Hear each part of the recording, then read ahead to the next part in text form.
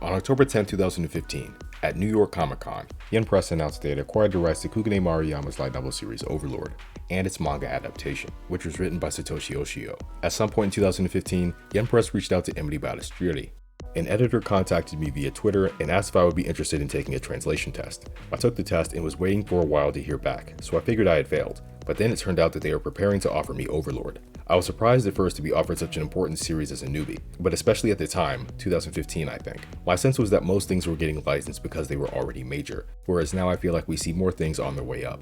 Emily wasn't very familiar with the series beforehand, but was excited to jump into it. As for how the translation process went, the approach changed over time. For the first 3 or 4 volumes of Overlord, I read the book in advance and then translated, but after a while I was too busy translating and realized I needed to read things in my life besides Overlord, so I started reading as I translated. For instance, reading a few pages ahead if I felt like I needed more context. I also relied heavily on Japanese fan wikis to learn about future volumes, because given the schedule, it was basically impossible to read all the books ahead of time. While it could take longer, the typical deadline for a translation is between 4 and 6 weeks. But once the translation is finished, that's it. Unlike what you might expect, there isn't really a whole lot of back and forth between translators and editors. Once they receive the translation, editors and proofreaders will change it as they see fit, with little to no input from the translators. The editing process was frustrating to me because yeah, things were often changed without my input, sometimes resulting in errors. I know some translators prefer to throw stuff at their editor and stop thinking about it, but in my experience, the final product is always improved by back and forth. So even though it takes time and can be a pain to communicate so much about what people might consider little things,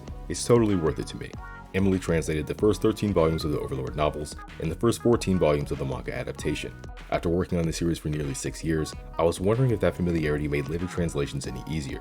You would think so, right? But every book introduces something new, and as you get closer to the most recent volume in Japanese, you get a fog of war type of effect, where because the future books haven't been written yet, you don't know how certain elements of the current volume might play out. It's difficult to translate under those conditions, but it's what everyone doing simulcast anime, simulpub manga, light novel series, etc. has to deal with. I always wish there was more cooperation with the Japanese side, so the translator could be more informed. It's for the good of the IP after all.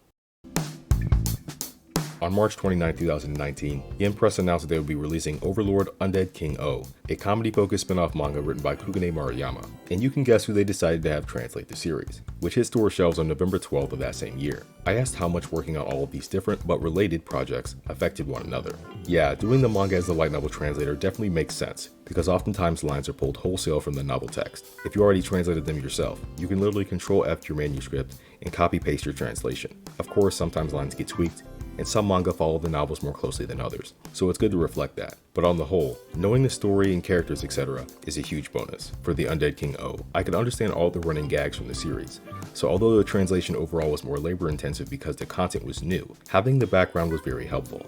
A long time ago, I was editing someone's translation of a Gundam gag manga, and it was clear that they knew nothing about Gundam, so unfortunate. When I asked if there was anything particularly difficult about translating Overlord, there were 3 things that were pointed out: not knowing where the story was going, not knowing how to refer to certain characters, and making things sound cool in English. The first one was touched on before, so we'll focus on the last 2. Because of the differences between Japanese and English, it made it difficult to use the correct pronouns. Also, navigating pronouns for Aura and Mare, and certain other characters, was sometimes difficult. Some characters know their gender, while other characters are assuming it's the opposite. It's easy to express gender ambiguity in Japanese, because you don't have to use pronouns, but in English it gets tricky. The last point is primarily about how to express video game mechanics in English. For Overlord and similar series, you also basically have to be a video game translator at the same time, translating all the game system stuff, magic spell names, etc. in Overlord's case. The names of the attacks and whatnot often had katakana English names, but in some cases they were awkward in actual English. So tweaking things and making sure I was sticking to what Maruyama was doing as much as possible, while trying to create cool English was sometimes a challenge.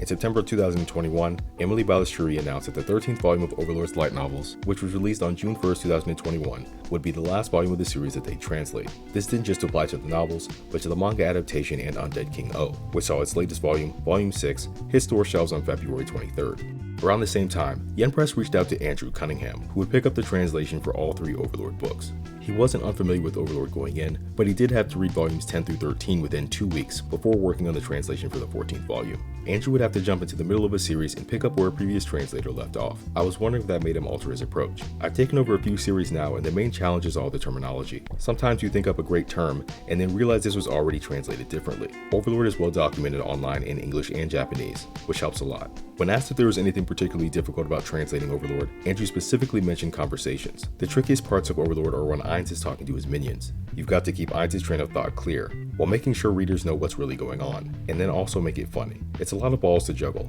and I find myself reordering things to follow English language logic. I asked both translators if they were able to enjoy the stories that they're translating, or if working on them negatively affected how they viewed them. Here are their responses. Yeah, I generally enjoy the stories I translate. I try to stick to projects I have an interest in, which helps. But even when I'm doing something that doesn't get me super excited, I can usually find some aspects to enjoy. I don't think you have to be into every aspect of a story to have fun with it. I don't think anyone would survive this job long if you didn't learn to see the best in anything you're working on.